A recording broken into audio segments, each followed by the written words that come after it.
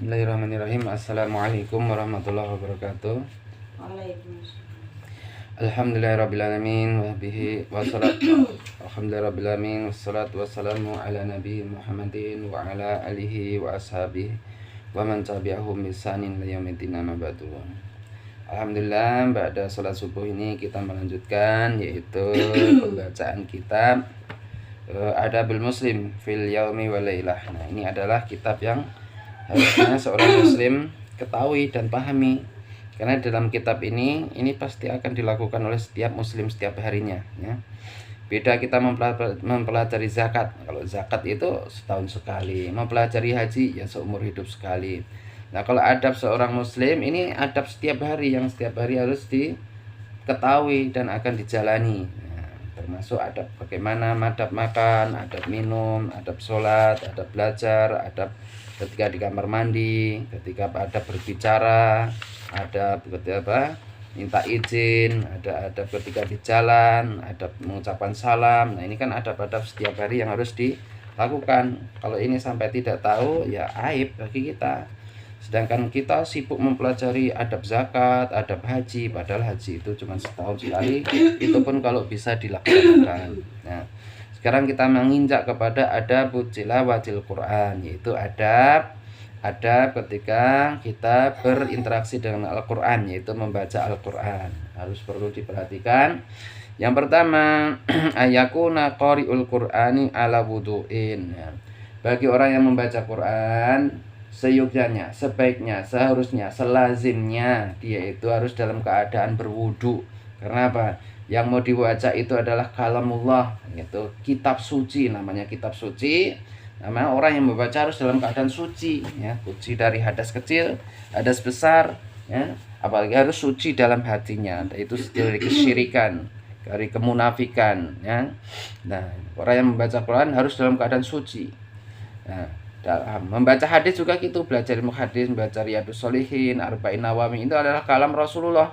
Nah, perkataan Rasulullah juga wahyu. Selain Al-Quran, wahyu adalah hadis. Hadis juga wahyu, ya. Karena apa? Dalam Al-Quran, wa ma yang tiku anil hawa in huwa illa wahyu yuha. Ya, Rasulullah itu tidak berkata dari hawa nafsunya. Rasulullah itu dibimbing oleh wahyu. Berarti perkataan yang keluar dari Rasulullah, dari mulut Rasulullah, itu juga wahyu. Ketika mau mempelajarinya, kita juga harus dalam keadaan berwudu, ya. Nanti kalau kalian belajar hadis Arba'in Nawawi, hadis Bulughul Maram, atau hadis Umdatul Ahkam, sebaiknya dalam keadaan wudu. Dan tidak harus hanya Al-Quran dan hadis, semua pelajarannya. Belajar buku-buku Islam fikih, hadis, atau buku-buku pelajaran sekolah, itu juga harus sebaiknya dalam keadaan wudu. Nah, Imam Bukhari itu kalau dia mau menulis hadis di dalam bukunya, beliau selalu dalam keadaan berwudu. Ulama-ulama zaman dahulu itu dalam keadaan menjaga wudunya ketika dia mempelajari ilmu-ilmu agama, ya. Nadhibus saubi wal badani, badannya harus bersih, ya. Pakaiannya bersih, suci, terutama adalah suci, ya. Suci dari najis, dari pipis atau dari kotoran-kotoran yang najis, darah. Nah, kalau bersih, kotor tapi tidak mengandung najis nggak apa-apa dong. Kotornya kotor kena tanah, kotornya kena untah-untahan, kotornya kena minyak, sabun, itu nggak apa-apa. Yang penting bersih, suci, ya. Nadhibus saub wal badan, badannya juga harus bersih, mandi dulu, ya, habis sebelum sholat subuh, ya. Mandi biasakan tengah malam mandi, ya, sebelum subuh, ya, sholat malam, nah, itu mandi dulu. Kebiasaan orang-orang zaman itu memberi efek kesehatan badan tubuh. Wal makan, tempatnya juga harus bersih, ya.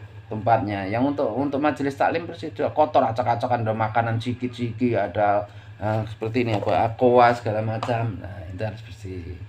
Dan mustakan, ya, dalam keadaan sikat gigi, ya. Bau jigungnya hilang, itu, ya. Orang yang mau membaca Quran harus bersih semua, badan, tempat, hatinya dalam keadaan wudu, badannya dalam wudu, hatinya bersih, mukanya bersih, dan segala itu mendukung untuk lebih huduk tenang ketika membaca Al-Quran. Yang kedua, adab ketika membaca Al-Qur'an berarti ayyahtarul makanal hadi'a waz zamana al munasiba. Ya, dia memilih tempat yang tenang, tempat yang teduh, yang sepi, yang membuat hati itu damai, bukan membaca Quran di tempat yang ramai, ya, di tengah pasar. Ya nggak apa-apa, tapi kan baca Quran yang tidak akan bagi penghafal Quran, ya, mahasiswa atau santri-santri penghafal Quran kalau menghafalnya di tempat ramai ya mungkin agak sulit untuk cepat untuk dihafal. Tapi memilih tempat yang yang damai, yang tenang, zaman al munasibah, dan tempat atau waktu yang sesuai, yang pas, ya. Menghafal Qurannya, baca Quran yang pas itu yang waktu apa? Yang waktu ketika ketika lagi sibuk, lagi bekerja, ya enak, ya, korupsi waktu. Ya habis maghrib atau tengah malam, bangun tengah malam, atau habis subuh. Nah, habis subuh kita biasakan membaca kitab-kitab, ya, baca taklim. Nah.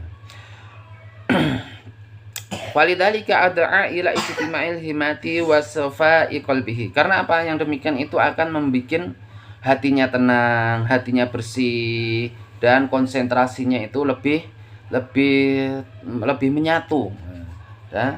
Pikirannya lebih menyatu, tidak terpecah, belum memikirkan yang lain, tidak terganggu nanti ketika membaca Al-Quran, tidak memikirkan pakaianku belum dicuci atau tempatnya belum dibersihkan. Nah, makanya tempatnya harus bersih dulu, semua rapi, baru kita membaca Quran. Tidak terganggu dengan ini belum dicebokin, ya, yang kecil adiknya belum dicebokin. Nah, ini terganggu. Ijtima'i himati, semangatnya atau konsentrasinya akan terpecah. Wasofa'i qalbi, dan hatinya tidak bersih, tidak tenang, akan terpecah. Nah, hatinya takut ganggu, nanti ada adiknya nangis atau sebagaimana, ya. Terus yang ketiga, adab yang ketiga ketika membaca Quran itu apa? Ayyabda'a tilawata bil isti'adati minasyaitonir rajim. Yaitu ketika membaca Al-Qur'an, ya, memulai ketika membaca Al-Qur'an itu dengan membaca isti'adah. Apa isti'adah itu? Minta perlindungan kepada Allah dari godaan syaitan yang terkutuk. Karena syaitan itu tidak senang kalau dibacakan Quran, dia akan merasa panas. Nah, biasanya orang baca Quran itu tidak betah lama. Tapi kalau orang baca HP 1 jam, 2 jam, 3 jam itu betah lama. Atau bermain itu 1 jam, 2 jam betah lama. Tapi baca Quran 5 menit aja udah ngantuk. Nah, setan itu akan menancapkan duri-durinya di mana? Di pantat-pantatnya orang yang baca Quran. Ya, dibikin duduknya tidak betah lama. Di mana lagi? Di mata-matanya orang baca Quran dibikin ngantuk. Di mana lagi? Di hatinya dibikin gundah gulana, dipecahkan pikirannya supaya tidak betah. Di mana lagi? Di dhihinnya, di pikirannya, dibikin kacau pikirannya orang-orang yang baca Quran supaya terpecah konsentrasinya. Nanti mikirin ini, HP-nya bunyi. Waduh, ini siapa yang nelpon? Nah, dia akan terpecah konsentrasinya. Biasanya begitu orang baca Quran tuh, sesuatu yang bagus, yang baik, yang sudah pasti ada pahalanya, yang sudah pasti dia akan mendapatkan rahmat dengan baca Quran. Nah, itu tidak akan betah lama. Tapi yang sesuatu yang tidak dijanjikan untuk kebaikan, ada rahmat, ada pahala, manusia akan betah lama, ya. Baca Baca HP, baca berita terkini, baca kasus-kasus terkini. Itu manusia akan betah lama, ya. Apalagi membaca tentang film-film, cerita-cerita yang nggak ada faktanya, yang tidak akan menambah keyakinan, tidak akan menambah keimanan, justru memperkeruh hati, itu akan betah, ya. Cerita tentang cinta, cerita tentang keseruan yang tidak, itu akan membuat betah. Tapi untuk membaca Al-Quran dia tidak betah. Makanya kita ketika membaca Quran untuk isti'adah, ya, minta perlindungan pada Allah dari godaan syaitan yang akan mengganggu, yaitu setan yang terkutuk yang akan mengganggu ketika kita membaca Al-Quran.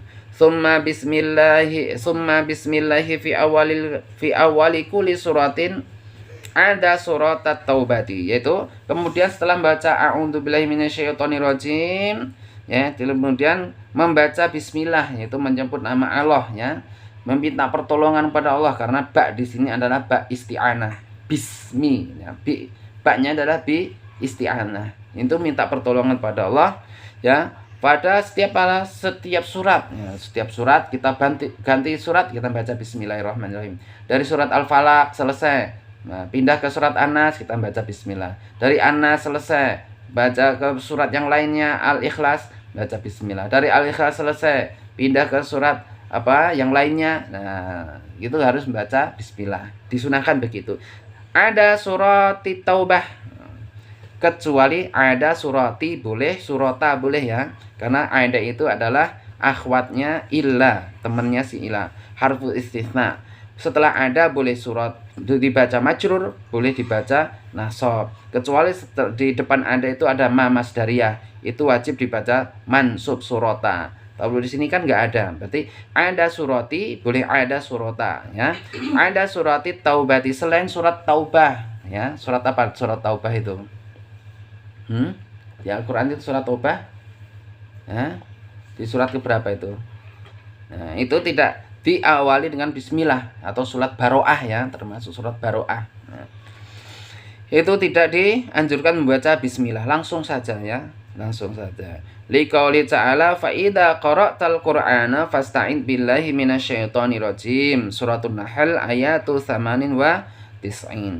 Ya, berdasarkan firman Allah Subhanahu wa taala, apabila engkau membaca Quran, maka mintalah perlindungan kepada Allah dari godaan syaitan yang terkutuk. Surat Nahl ayat 98. Nah, nanti bisa dibuka ya, surat Nahl ayat 98. Itu ya. Kita membaca Al-Qur'an dengan diawali membaca isti'adzah. Setelah itu bismillahirrahmanirrahim setiap pergantian surat pada selain surat Baroah atau surat Taubah. Kita tidak dianjurkan membaca bismillah. Yang keempat, adab membaca Al-Quran. Yang keempat adalah ayura'iya ahkamat tajwidi wa ikhrajil hurufi min makharijiha wa tartilil Qur'ani liqauli ta'ala warattilil Qur'ana tartila. Memperhatikan hukum-hukum tajwid. Nah, seorang pembaca Quran harus memperhatikan hukum-hukum tajwid. Nah,